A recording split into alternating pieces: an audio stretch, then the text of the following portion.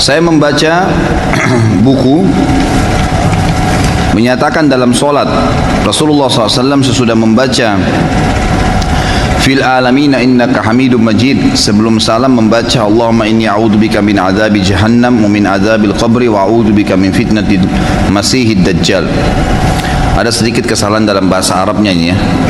Masihi pakai ha di sini dan dajjalnya jimnya pakai alif dulu baru lam. Ini kalau yang nulis pertanyaan saya luruskan. Dan waktu ruku juga sujud membaca subhanakallahumma rabbana wa bihamdika Allahumma gfirli. Lalu saya amalkan semenjak membaca buku itu. Benar atau salahkah saya? Benar. Riwayatnya semuanya sahih dan bisa kembali kepada kumpulan buku doa yang sering saya bawakan dulu. Itu insya Allah riwayatnya sahih. Tapi saya sekarang tidak ingat ya riwayat siapa, Bukhari, Muslim kan, saya tidak terlintas sekarang. Tapi bisa kembali ke buku doa itu insya Allah sahih. Yang saya tahu sahih karena memang ini diangkat oleh para ulama dalam buku-buku sifat salat dan memang sudah disahihkan semua riwayatnya. Saya mau bertanya tentang tempat kerja kami di hotel berbintang. Ada nggak hubungannya sama gulu ini? Anggap saja ada ya. Apakah halal? Bekerjanya di bidang apa dulu nih? Kalau restorannya, receptionnya, kan gitu, pekerjaan profesional, nggak ada masalah. Setahu saya nggak ada masalah. Tapi kalau kerja di bar, nyiapin minuman keras, sengaja manggilin perempuan-perempuan tidak benar buat tamu, haram, gitu kan? Seperti itu memahaminya. Karena dalam mengambil sebuah hukum halal atau halal, haram atau halalnya, itu diambil hukum global namanya. Hukum global. Halalkah saya bekerja di supermarket, semua yang dijual produk halal, tapi ada di kulkasnya bir? Halalkah gaji saya? Halal. Karena satu itu tidak mengganggu yang banyak ini sebenarnya, walaupun itu tidak baik, gitu kan? Pernah dengar nggak hukum air yang di kolam tertetesi dengan 2-3 tetes kencing? Di istilah ilmu fikih namanya kullah. 1 kullah, 2 kullah, 1 kolam kalau kita ya. Anggaplah diameter 1 meter kali 1 meter, 1 kullah misalnya. Tertetesi dengan 2 tetes kencing manusia. Najiskah air itu? Hah? Ada yang bisa jawab nggak? Mana ustadz-ustadz saya di sini? Nggak najis. Kalau tidak berubah bau, rasa, warna, nggak najis. Namanya hukum global. Kecuali kalau berimbang atau mendominasi, nah itu baru. Seperti itu memahaminya. Jadi asalnya hotel bintang 5 jasa, fasilitas, interiornya dijual, pelayanannya dijual, kurinernya dijual, kan itu. Ada yang menyimpang memang, ada yang menyimpang seperti didatangkan perempuan, tapi biasanya itu secara individu. Kalau resmi peraturan biasanya tidak ada kan? Jadi memang seperti itu. Tentu jauh lebih baik kalau antum cari kerjaan yang betul-betul murni, lebih baik. Apalagi kalau bisa jadi pedagang, itu bagus sekali. Saya selalu motivasi semua teman-teman yang tadinya kerja di lembaga, kemudian mereka memang sudah ada modal, ada ide-ide bisnis, kembangin, lebih baik itu. Tidak terikat jam kerjanya, peraturan kita sendiri yang taruh. Tadinya kita bekerja, kita sekarang yang pekerjakan orang lain, banyak manfaatnya. Jikalau pada saat sholat bersamaan dengan waktu kita harus standby oleh atasan, kami biasa sholat tepat waktu, bolehkah kami tinggalkan atasan kita? Tentu saja boleh, pamit, sampaikan baik-baik, gitu kan? Kecuali dalam satu keadaan, kata ulama, memang yang sedang dijaga itu, gitu kan? Kalau sampai tidak dijaga bisa berbahaya secara umum bagi umat. Misal gini, imam masjid haram, pernah lihat? Kalau dia sholat itu didampingi 2 polisi, polisinya nggak ikut sholat, berdiri standby liatin orang. Gak apa-apa fatwa ulama itu. Karena imam haram ini kalau nggak dijaga dikeroyokin orang. Kadang-kadang mungkin orang niatnya baik, tapi karena sudah terlalu banyak bisa dicekik, bisa keinjak, bisa mati, bisa macam-macam. Dan kalau dia mati berbahaya ini, kan itu. Atau menjaga pasukan, kan itu. Menjaga pasukan, ini juga termasuk dibolehkan. Bahkan sebagian ulama mengatakan dibolehkannya pada saat negara tidak aman, gitu kan, untuk sebagian prajurit meninggalkan sholat Jumat. Mereka berjaga-jaga, yang ini sholat Jumat, mereka beberapa orang memang nanti sholat duhur. Itu sudah umum fatwa para ulama. Pak Ustadz, masih ada waktu buat isi ceramah? Kami sangat ingin kehadiran Ustadz di Masjid Al-Bakri. Allahu alam, saya nggak tahu jadwalnya kapan yang antum butuhkan, gitu kan? Kalau insya Allah tidak bentrok dengan jadwal saya yang ada, insya Allah. Tapi mohon maaf ikhwah-ikhwat sekalian, cukup banyak SMS yang masuk permintaan ke saya. Saya khawatir ini nanti salah faham, dianggap nanti Ustadz Khalid ini sombong, nggak mau diundang. Sama sekali nggak ada niat itu. Demi Allah nggak ada.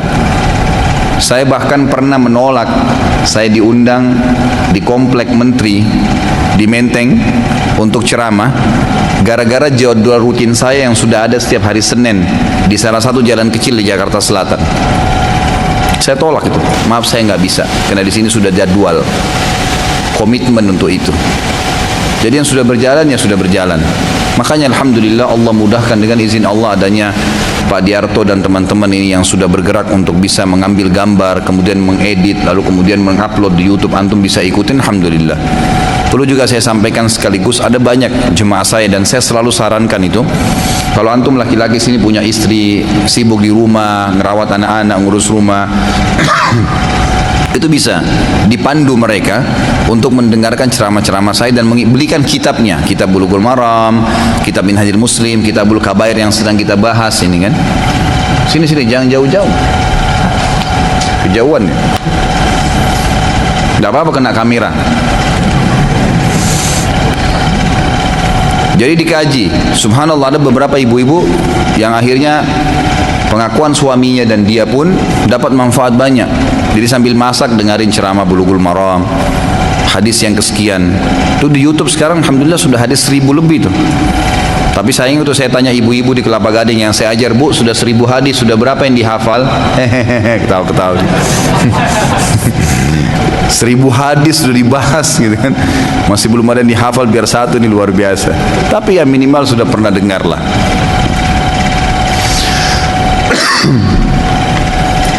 Dalam kisah sahabat-sahabat Rasulullah SAW disebutkan bahwa Talha memberikan nama untuk anak-anaknya dengan nama para nabi. Pertanyaannya, apakah anak-anak itu adalah doa dari orang tuanya? Apakah nama anak itu adalah doa dari orang tuanya? Bisa terjadi, bisa terjadi doa. Sebagian ulama menyebutkan nama yang diberikan oleh orang tuanya akan Allah berikan sesuai dengan niat orang tuanya, gitu kan? Makanya pada saat memberikan nama Abdullah, ya Abdullah yang telah Nabi SAW katakan dalam hadis, nama yang paling Allah cintai Abdullah dan Abdurrahman. Atau misalnya Abdullah bin Abbas, Abdullah bin Umar diniatkan seperti nama-nama para sahabat, itu boleh. Kan gitu. Jangan seorang artis lalu dikasih namanya anaknya juga artis. Jadi kalau kacau artis itu kacau juga anaknya nanti. Bagaimana jika nama pemberian orang tua kita ubah dikarenakan tidak ada artis secara islami? Boleh saja, nggak ada masalah. Nabi SAW beberapa kali mengganti nama-nama sahabat yang tidak punya makna atau maknanya tidak baik. Apakah Ustadz punya referensi buku nama-nama anak yang baik? Ada, terbitan Pustaka Ibnu Umar yang pernah saya bawa itu, mungkin kurang lebih 10.000 atau anggap paling mahal 15.000 rupiah. Judulnya nama-nama yang baik buat anak gitu. Apa benar hadis yang menceritakan Nabi Musa AS menampar malaikat maut hingga matanya buta? Hadis itu dihasankan yang saya tahu oleh sebagian ulama hadis, gitu kan? Dan bukan Nabi Musa alaihissalam memukul, gitu kan?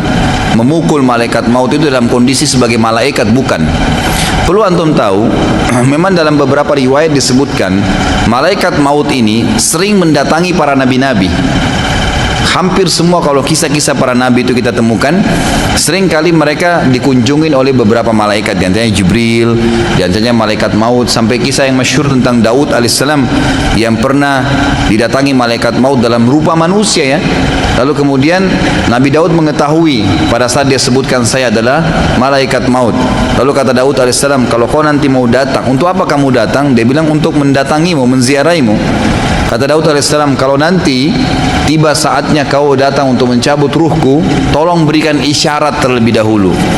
Satu waktu malaikat maut ini lama nggak datang kepada Daud alaihissalam, bertahun-tahun. Waktu dia datang pada saat itu, lalu kata Daud alaihissalam, untuk apa kamu datang? Untuk mencabut ruhmu, kata malaikat maut. Kata Daud, bukankah saya sudah minta tolong diberikan isyarat? Kata malaikat maut, bukankah rambutmu sudah memutih hai Daud? Mana tetanggamu si fulan? Bukankah kulitmu sudah berkeriput? Gitu kan? Nabi Daud alaihissalam meninggal dalam kondisi sudah tua gitu kan? Itu isyarat. Jadi ada komunikasi antara Nabi-Nabi dengan ini contoh saja. Nabi Musa alaihissalam juga kebetulan pada saat riwayat ini disebutkan, memang beliau kedatangan malaikat maut dalam bentuk manusia, dan malaikat maut dalam riwayat ini mengatakan saya akan mencabut ruhmu. Musa tidak kenal dia, langsung dipukul, kan? Seperti itu. Dari itu memang riwayat ya dijelaskan dan diterima oleh para ulama. Memang riwayatnya dihasankan.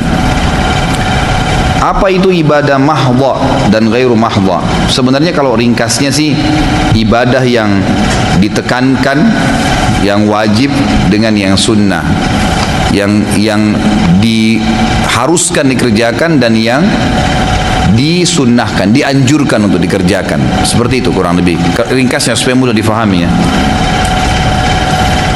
Dasar kebenaran qala Allah dan qala Rasul. Abu Musa al-Ash'ari ketika sholat malam di rumahnya didengar oleh Rasulullah SAW oleh Rasul dan memujinya dengan memiliki suara indah. Apakah sholat tahajud dan sholat malam itu tidak disirkan atau disuarakan bacaannya? Saya tidak tahu ini. Baiklah, kalau yang dimaksud sini dari riwayat tadi Abu Musa al-Ash'ari ini cuma pertanyaan, bukan berhubungan dengan Abu Musanya. Apakah sholat malam itu disirkan, dikecilkan suara atau dijaharkan, dikeraskan? Tentu saja dua-duanya boleh. Sholat sunnah dibolehkan untuk seseorang mengeraskan suara atau mengecilkan suara.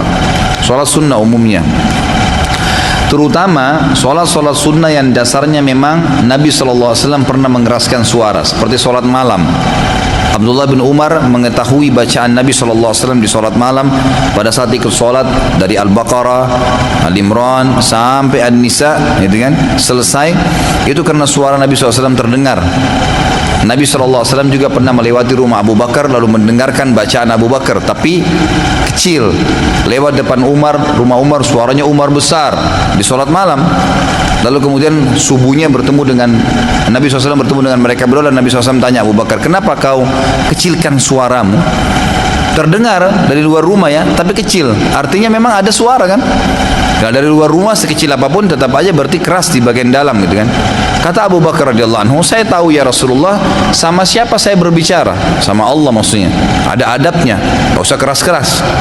Lalu Nabi SAW tanya Umar, kenapa kau keraskan suaramu ya Umar? Kata Umar, agar tetangga saya bangun sholat malam. Dia malah mau bangunin orang gitu kan. Kata Nabi SAW kepada Abu Bakar, wahai Abu Bakar, angkat suaramu sedikit. Wahai Umar, kecilkan suaramu sedikit. Artinya boleh mengeraskan suara. Di sholat-sholat seperti ini ya, malam. Kita tahu ada sholat gerhana, ya, mengeraskan suara. Kalau sholat-sholat yang tidak diriwayatkan dari Nabi SAW mengeraskan suara, seperti duha, tahiyat masjid, sunnah rawatib, maka yang lebih aula untuk seseorang tidak mengeraskan suara, tapi tidak juga menghilangkan suara, karena sir artinya mengecilkan suara, bukan menghilangkan. Sejak diangkat khalifah, apa alasan Ali? Selalu kalau sahabat ini bilang radhiyallahu anhu ya, usahakan selalu diikuti itu sebagai tanda hormat kita. Di sini apakah alasan Ali memindahkan? Apa alasan Ali radhiyallahu anhu memindahkan ibu kota Islam dari Madinah ke Kufa di Irak? Itu pertimbangan secara pribadi dari Ali radhiyallahu anhu. Para ulama mengatakan memberikan tanggapan karena Ali radhiyallahu anhu tidak menjelaskan masalah itu. Beliau hanya menyatakan kalau ibu kotanya pindah ke Kufa, gitu kan? Salah satu atau sebagian ulama tabi'in coba ya memberikan gambaran karena pada saat itu ekspansi Islam yang tadinya diharapkan oleh Ali adalah menyempurnakan ekspansi Islam yang dulu oleh Umar bin Khattab disebarkan di negeri Persia. Waktu Utsman bin Affan jadi khalifah, seluruh Afrika sudah masuk Islam, seluruh Afrika. Negeri Syam, Lebanon, Syria, Palestina, Yordania di zaman Umar bin Khattab sudah runtuh. Bahkan sudah mulai masuk perbatasan Turki, gitu kan? Nanti di kerajaan Umayyah baru Turki masuk Islam. Kemudian wilayah Persia umumnya itu yang dekat-dekat dengan Jazirah Arab, Irak, Iran sekarang, kemudian sebagian Afghanistan, sebagian juga Rusia sudah masuk Islam. Tapi yang nyambung dengan Rusia ini wilayah Rusia luas. Yang nyambung dengan Rusia, Cina, sampai ke Asia Tenggara nih belum. Ali radhiyallahu anhu berharap pada saat memindahkan ibu kota ke sana, tentu ini bukan Ali yang menyampaikan radhiyallahu anhu, tapi para tabi'in yang mengatakan, berharap agar ada pasukan yang mengekspansi lebih jauh Islam. Karena di zaman Utsman bin Affan radhiyallahu anhu, sebagaimana kita tahu, ada beberapa data yang saya temukan dan itu datanya valid. Kalau Asia Tenggara ini ternyata masuk Islam kebanyakan termasuk Indonesia di zaman Utsman bin Affan. Nah, itu. Memang sudah ada utusan-utusan yang datang, termasuk Myanmar yang sekarang lagi kacau, Burma itu ternyata dulu ada kerajaan Islam di situ. Dan itu kurang lebih baru 600 tahun yang lalu runtuh. Makanya orang-orang Buddha itu memerangi kaum muslimin sampai sekarang fatalnya ini karena memang mereka khawatir kalau kerajaan Islam berdiri kembali. Mereka nggak mau terganggu seperti itu. Siapa yang menghidupkan sunnah yang sudah mati maka dia akan mendapatkan pahala yang besar. Lalu bagaimana jika menghidupkan salah satu sunnah yang terasingkan di tengah-tengah kaum muslimin? Sunnah azannya Abu Mahdura, hayya galla salah, diganti dengan asyhadu an la ilaha illallah, syahadat lagi. Ketika hujan, hayya galla salah, diganti dengan sallu fi buyutikum, sallu fi buyutikum. Saya nggak tahu ini, mohon maaf. Saya nggak punya ilmu di sini dan saya tidak tahu. Mungkin saya bisa cari tahu nanti, insya Allah ya. Mayoritas ulama ahli sunnah mengkafirkan Syiah, tapi mengapa negara Saudi yang berpahaman sunnah mengizinkan orang Syiah umrah dan haji? Mengapa tidak dilarang saja? Karena ternyata kekafiran mereka. Jadi yang dikafirkan oleh ahli sunnah, orang-orang Syiah ini adalah para dai-dainya yang memang sudah sampai mengikrarkan bahwasanya Quran kurang dan sahabat kafir. Kalau simpatisan, orang-orang yang tidak mengerti apa-apa, masyarakat biasa. Jadi di Iran itu sendiri banyak kayak orang-orang kita ini yang dagang-dagang kaki lima pinggir jalan, hidupnya miskin. Agamanya apa, Bu? Islam. Apa Pak? Islam. Tapi nggak sholat, nggak tahu apa-apa, gitu kan? Bahkan pernah ada beberapa kaum muslimin ditanya di Jawa Timur lagi dagang, gitu kan? Agamanya apa? NU. Dia nggak ngerti. Ya, dia nggak ngerti, subhanallah, gitu kan? Jadi karena dia ngerti, ada anak-anak di pinggir jalan lagi nyanyi-nyanyi, lagi ngamen, saya lagi bawa mobil, saya buka jendela, saya panggil, sini nak, assalamualaikum, dia nggak jawab. Sini, kamu tahu nggak apa yang saya ucapin tadi? Nggak tahu Pak. Assalamualaikum kamu nggak tahu ya? Kamu agamanya apa? Islam Pak. Ngapain? Assalamualaikum nggak tahu? Bayangkan. Mungkin tidak masuk di akal kita ya, tapi ada itu di tengah-tengah masyarakat, gitu kan, ada. Sampai sementara nunggu berapa detik itu saya bilang, nak saya ajarin kamu ya, orang Islam itu mengucapkan salam. Kalau kamu mengatakan assalamualaikum dapat 10 pahala, warahmatullah 10, wabarakatuh 10. Coba kamu ucapin, ini 2000 saya kasih. Diucapin sama dia saya kasih 2000. Minimal saya sudah ajarin salam, gitu kan. Kalau ada juga yang tahu salam, ya waalaikumsalam Pak, gitu. Tahu rukun Islam nggak? Nggak tahu. Ajarin rukun Islam. Tapi ada tengah-tengah masyarakat. Nah orang seperti ini tidak dikatakan kafir, nggak ngerti. Emang tidak tahu. Tapi yang mengatakan Abu Bakar kafir, Umar kafir, macam-macam. Nah ini sudah jelas, kan gitu. Jadi memang tidak bisa dipukul rata semua. Ustadz, kalau uang hasil dari menjual rumah itu sedekah 2,5% ya. Kalau anak ngasih sedekah ke karyawan anak yang kurang mampu untuk beli motor karena motornya udah nggak layak pakai, itu gimana Ustadz? Sahkah? Jadi sedekah itu tidak ada persentasenya. Sedekah nggak ada persentase. Sedekah itu fungsinya untuk meninggikan derajat di surga, memberatkan timbangan amal hari kiamat. Kalau zakat mensucikan harta, gitu kan? Makanya zakat ada persentasenya, 2,5% itu zakat yang wajib dikeluarkan bagi orang yang memenuhi 2 syarat haul dan nisab. 1 tahun masa uang tabungan dan investasi. Yang dipakai tidak masuk di situ. Kalau sedekah nggak ada persentasenya, bebas. Makin banyak makin bagus, makin tinggi derajat surga, makin berat timbangan hari kiamat.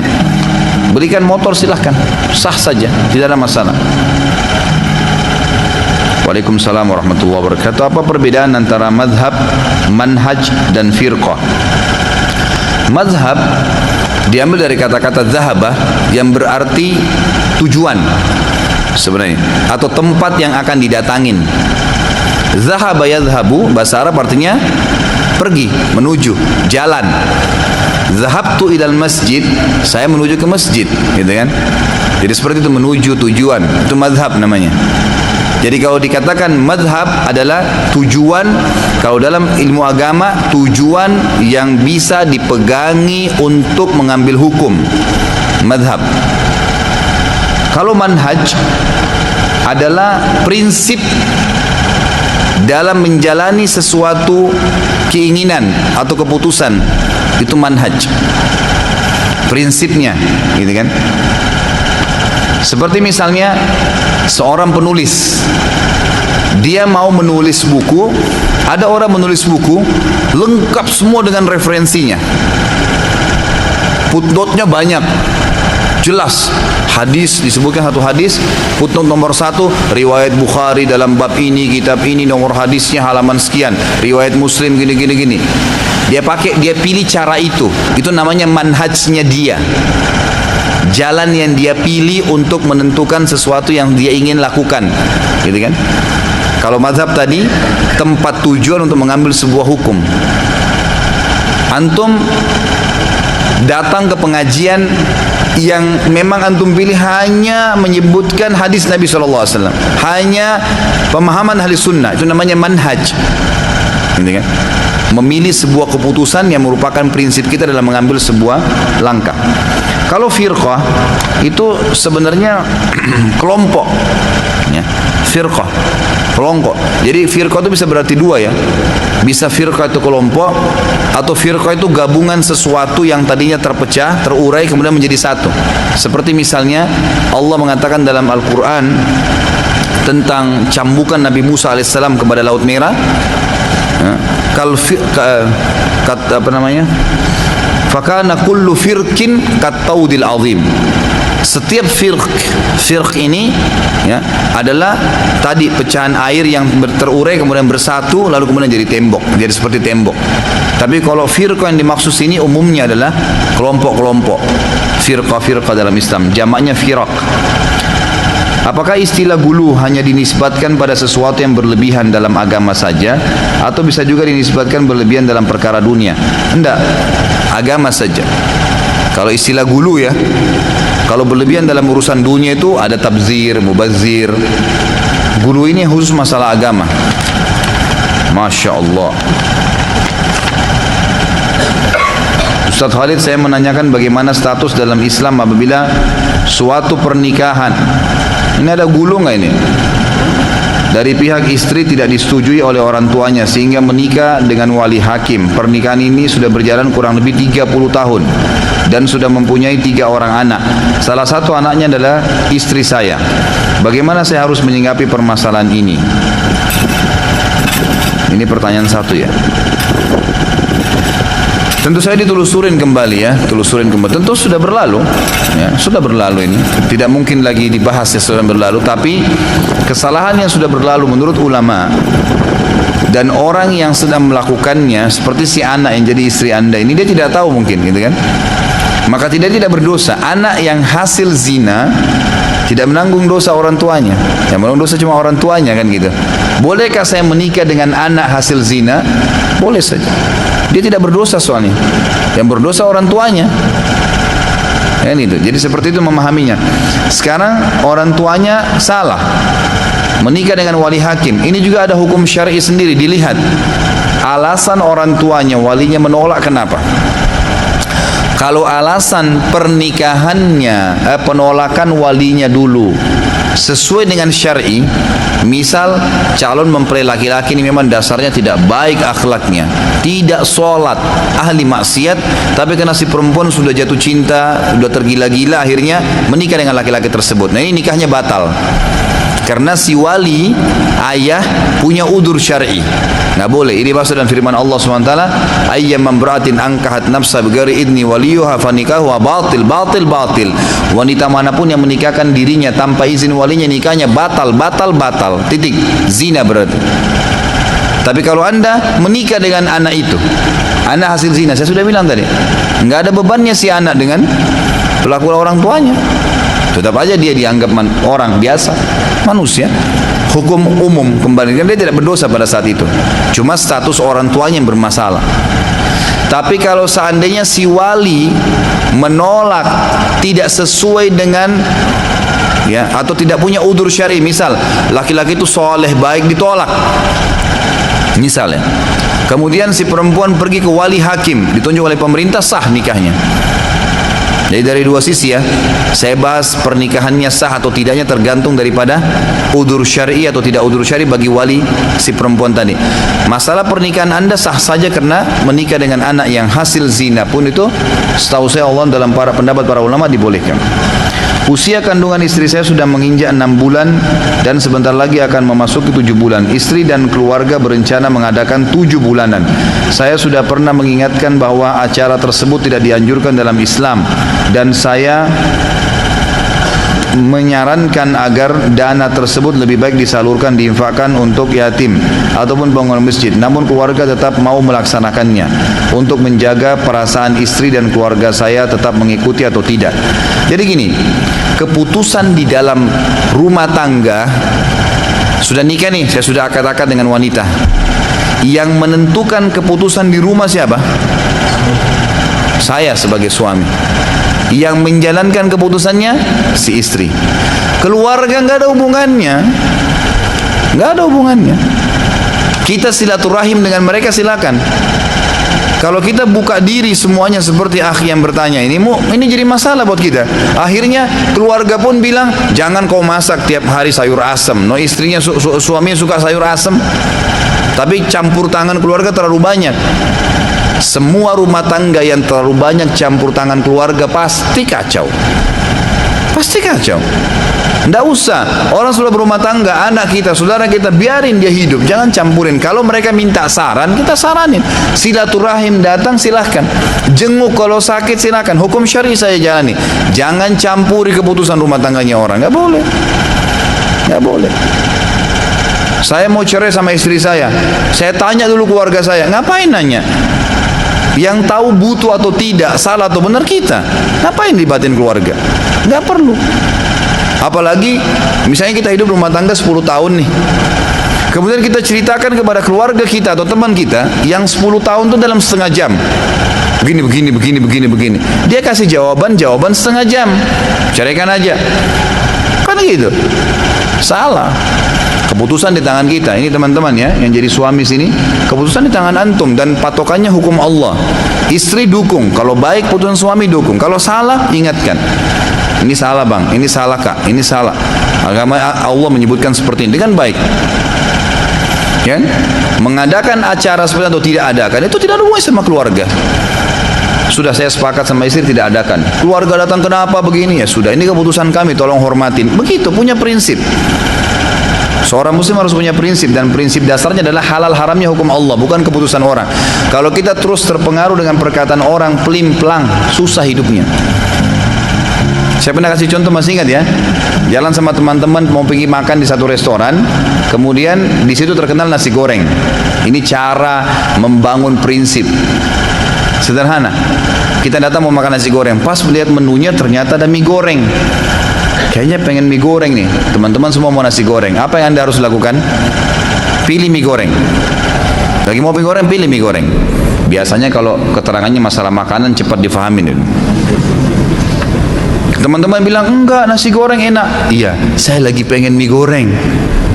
Nanti saya incipin punya kamu ya. Udah gitu aja. Ditinggalin mie goreng, makan nasi goreng sama teman-temannya. Nanti pulang rumah kepikiran, coba tadi mie goreng ya. Prinsip, yang penting benar. Gak apa-apa. Subhanallah, kita temukan orang yang punya prinsip ini selalu dihormatin di masyarakat. Orang tahu, oh ini nggak bisa, dia punya keputusan, gitu. Jadi jangan pelimplang. Apalagi ini berhubungan dengan salah dalam agama. Jangan diikutin, nggak boleh. Putuskan itu. Jadi seorang laki-laki penentu keputusan. Ketika orang belanja, apa ini? Sama ana pakai giro atau cek, ana terima dan terjadi jual beli. Tapi setelah itu karena sesuatu hal dan membutuhkan uang giro cek tersebut, ana jual dengan potongan tertentu berdasarkan lamanya giro cek itu cair. Sebulan 5% dan 2 bulan 10%. Bagaimana hukum ana jual giro cek tersebut? Nggak boleh. Cek dan giro kan itu uang, sama saja jual uang, nggak boleh. Kita boleh kalau ini apa ini? Oh saya kira karton. Jadi nggak boleh akhi ya, nggak usah, cairkan saja. Butuh sesuatu mungkin bisa buka pintu utang kalau nggak ada duit sama sekali. Tapi kalau dijual dengan tadi persentase nggak boleh. Kalau ada teman kita yang mau bantu nih, ini cair nih akhir bulan saya butuh duit 10 juta nih, uangnya 10 juta nih, ceknya. Udah dia bantu. Pernah kan saya bilang ikhwah sekalian perhatikan ya, di dalam Islam hati kita harus dipilah. Ada pengeluaran uang di jalan Allah sifatnya jasa, tidak boleh bertambah utang dan gadai. Tidak boleh bertambah ini, jangan ditambah ini pahala, harapin pahala. Utangin orang jangan berbunga, gadai jangan membengkak, jangan. Jangan orang gadein rumah, nilai rumah 100 juta kita ambil 20 juta. Begitu jatuh tempo sebulan dia nggak bisa bayar, disita rumahnya, diambil semua 100 juta. Loh, uang utangnya orang cuma pakai cuma 20 juta. Ini nggak boleh. Jual rumah itu kita punya hak. Ini sebulan kalau kau tidak bayar saya jual ya, dijual 100 juta. Ambil 20 juta punya Anda, 80 juta kembalikan kepada orang. Itu memang khusus, itu urusan akhirat tuh pahala. Kalau nggak bisa jangan buka pintu utang karena bahaya riba. Gharar, bahaya. Ada mengeluarkan dana, bisa ambil keuntungan, persentase perhitungan, investasi, bisnis, silahkan. Saya mau 40, saya mau 30, saya mau 70, silahkan. Tapi jangan hubungkan dengan utang dan tadi, ya, gadai. Tolong bantu doanya untuk ibu saya yang sedang sakit, semoga diampuni dosanya, disembuhkan penyakitnya, cepat pulang dari rumah sakit dan dimudahkan urusannya. Ya, kita aminkan insyaallah. Doanya sudah disebut semua ini, gitu kan? Ya mudah-mudahan Allah kabulkan insyaallah. Pemimpin 2019 presiden dari umat Islam. Agar dari sekarang sesama ulama bersepakat meminta umat Islam memilih pemimpin Islam karena mengharapkan partai sangat tidak berdaya. Sebenarnya ulama sudah sering, ya, sudah sering mereka mengingatkan umat, sudah sering mereka sepakat. Tapi justru karena sudah terlanjur sistem demokrasi, sistem partai-partai ini sudah ada, akhirnya jadi serba salah. Mau ditonjolin siapa yang mau dukung? Kan itu. Masalahnya begitu. Kecuali kalau sistem ini tiba-tiba berubah ya, gitu, atau membuka ada jalur khusus tidak pakai partai bisa mencalonkan diri, mungkin bisa. Dan insya Allah kita tetap tidak putus asa. Mudah-mudahan Allah SWT mengutus kepada kita seorang alim ulama, seorang yang bertakwa dan faham halal hukum halal halalnya Allah yang menjadi pemimpin kita. Syariat Islam bisa nggak dimulai di daerah-daerah seperti contoh di Aceh? Tentu bisa saja, ya, bisa saja gitu kan, tidak ada masalah. Minta, sekarang kan ada perda kan gitu, ada keputusan daerah bisa diambil. Itu tergantung daerah-daerah. Kalau bisa diputuskan dan pemerintah pusat tidak mempermasalahkan, tidak mendatangkan mudarat yang besar, maka jalankan, bagus sekali. Cuma yang perlu diketahui, hukum Islam di Indonesia sudah berjalan ya. Saya sudah pernah jelaskan. Anda sekarang hadir di majelis ta'lim ini tuh ya hukum Islam. Sholat berjamaah di masjid, azan dikumandangkan, menikah dengan cara Islam, cerai dengan cara Islam, warisan dengan cara Islam. Kita punya Majelis Ulama Indonesia, puasa Ramadan diiklankan, pergi haji dan umrah pemerintah bahkan lepaskan. Presiden kita sampai sekarang masih muslim. Ada sebagian substansial hukum yang belum diterapkan, pencuri potong tangan, orang berzina dicambuk, tinggal itu saja yang perlu kita dakwain. Jadi ibaratnya umat Islam Indonesia ini, ban mobil kita lagi kempes satu saja, bukan tiga, bukan empat, satu kempes. Diapain? Tambah angin, tambal, kalau bocor jalanin mobilnya. Ini ada banyak kelompok yang guluh nih, melampaui batas, hancurin ini semua, togut. Togut itu penyembah syaitan, semua ini kafir. Masya Allah. Memang ente bisa bangun sebuah pemerintahan? Memang nggak bisa kepolisian dikemas secara syar'i, tiba-tiba azan polisi semua ke masjid? Bisa kok, kan bisa sebenarnya, bukan tidak bisa. Jadi jangan sampai kita salah faham, ban mobil pecah dibuang semua mobilnya. Akad serah terima kepemimpinan Islam kepada agama lain sejak 70 tahun yang lalu diresmikan di Istana Merdeka. Allahu alam, saya nggak tahu nih. Tapi insya Allah kita tidak putus asa ya. Allah SWT maha melihat dan kita tetap berikhtiar, berusaha. Apa maksud dari surah Al-Humazah ayat 2 yang artinya yang mengumpulkan harta dan menghitung-hitungnya? Apakah kita tidak boleh menghitung uang atau harta kita? Bukan, maksudnya adalah prestasi dunia. Secara letter-let artinya harta yang dikumpulkan. Kata ini sekali lagi kembali kepada makna para sahabat. Para sahabat menafsirkan makna alladzi jama'a malan wa addada, yang ngumpulin harta dan menghitung-hitungnya. Secara bahasa Indonesia addada artinya hitung-hitung. Sebenarnya kalau dalam bahasa Arab addada itu artinya menyimpannya dan tidak mengeluarkan sesuatu yang dibutuhkan, seperti masalah zakat, sedekahnya, itu yang dimaksud, gitu kan? Dan di sini juga makna globalnya adalah prestasi dunia. Kelompok Humazah dan Lumazah yang suka menceritakan aib orang lain dan mencontohkan perilaku kekurangan orang lain, itu paling banyak tertimpa kepada orang yang kejar prestasi dunia. Misal buka toko, sebelahnya ada toko, gitu kan? Lalu ada pembeli masuk ke toko dia mengatakan, ini berapa gulanya Pak, Bu?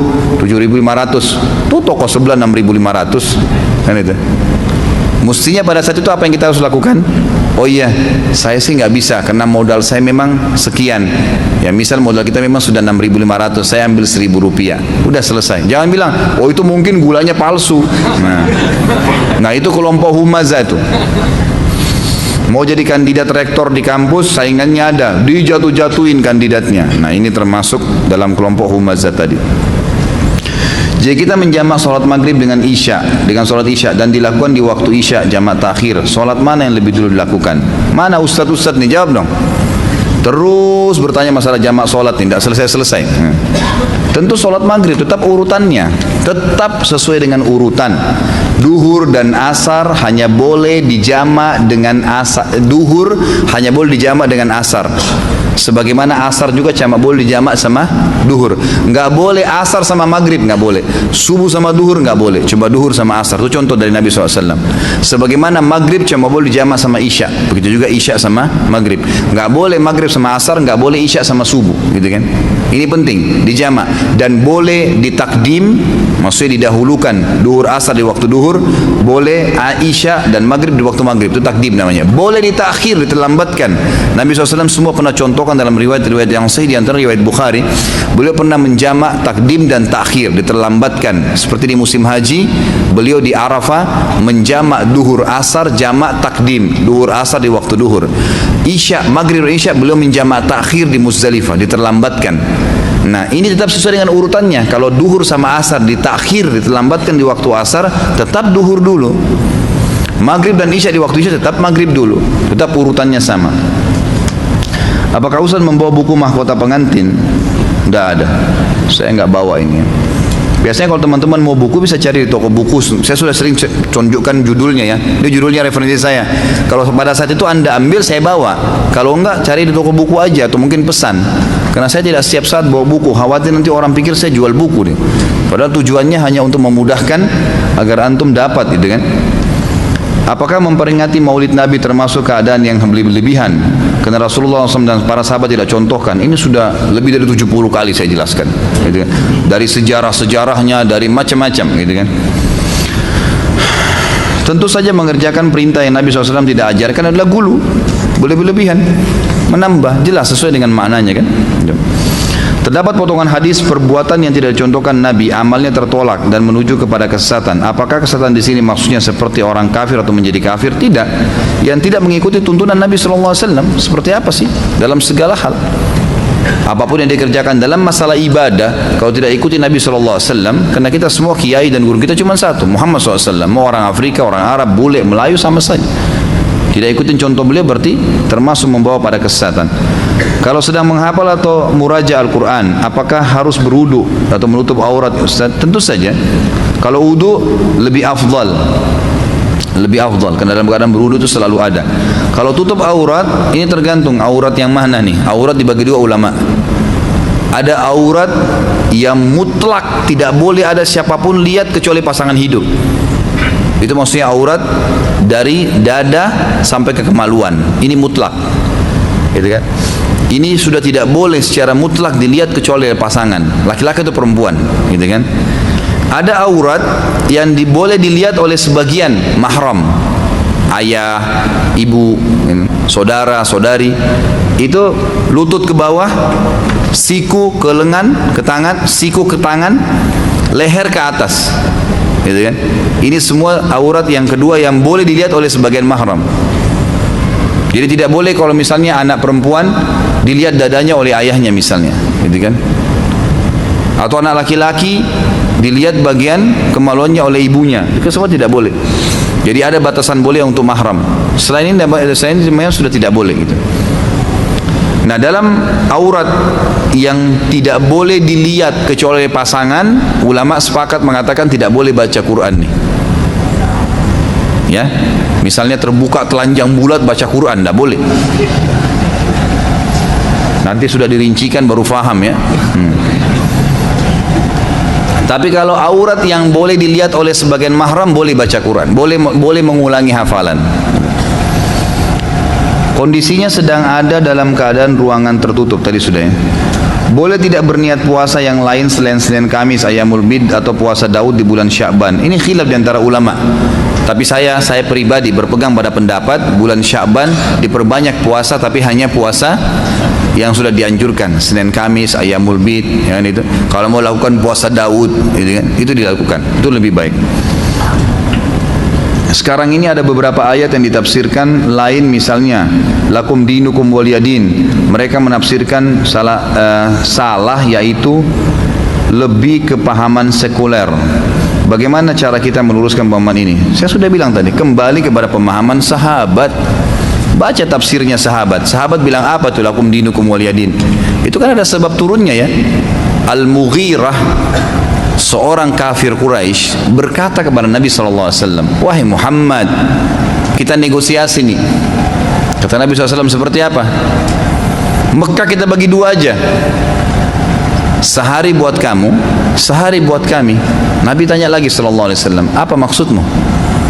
Dia bilang, sehari kami ikuti agamamu, kami ucapkan selamat untukmu, ya? Semua yang kamu ajarkan kami ikuti. Tapi syaratnya hari esok kau ikuti ajaran kami, ucapkan selamat buat kami, pokoknya jadi agama kami. Kata Nabi SAW, nggak bisa, nggak mungkin. Diam sejenak, lalu dia bilang lagi, hai Muhammad, begini aja kalau gitu, sehari buat kami, seminggu buat kamu. Nggak bisa, kata Nabi SAW. Muhammad, sehari buat kami, sebulan buat kamu. Nggak bisa, kata Nabi SAW. Baik Muhammad, sehari buat kami, setahun buat kamu. Nggak bisa, kata Nabi SAW. Terakhir Muhammad, sehari buat kami, seumur hidup buat kamu. Kalau mau dipikir-pikir ini kan bisa saja Nabi SAW sehari ikut mereka sembah berhala, ucapin ucapan-ucapan mereka, wirid-wiridnya, zikir-zikirnya, apa panggilannya. Habis itu mereka seumur hidup menyembah. Kata Nabi SAW, tidak bisa. Jibril langsung turun bawa surah Al-Kafirun. Itu sebab turunnya, gitu kan? Lakum dinukum waliyadin, semua orang kafir tidak boleh diikuti ajarannya. Jelas, itu maksudnya. Jangan ditambah lagi, ini terakhir. Apa benar ada perkataan Umar bin Khattab yang membolehkan minum sambil berdiri? Terima kasih Ustaz. Saya nggak tahu riwayat itu, tapi ada riwayat yang menyebutkan Nabi kita Muhammad SAW pernah minum berdiri. Makanya ulama hadis mengatakan minum berdiri hukumnya makruh, bukan haram. Dalam satu perjalanan, Nabi SAW pernah sebelum naik ke unta beliau, yang saya tahu riwayatnya Allah alam, beliau pegang kendi, kemudian beliau minum berdiri dan disaksikan oleh para sahabat. Maka ulama mengeluarkan hukum, kalau seseorang tidak memungkinkan duduk, dibolehkan dia minum berdiri. Darurat, tapi mana lebih afdal? Duduk. Tidak ada ulama hadis yang mengatakan minum berdiri itu haram, enggak ada, tapi makruh. Allahu alam. Rabbana atina fid dunya hasanah wa fil akhirati hasanah wa qina adzabannar wa adkhilnal jannata ma'al abrar. Ya azza wa ya Ibrahim sallallahu nabiyana Muhammadin wa ala alihi washabihi wasallam. Subhanakallahumma wa bihamdika asyhadu an la ilaha illallah astaghfirullah wa atubu ilaik. Wassalamu alaikum warahmatullahi wabarakatuh.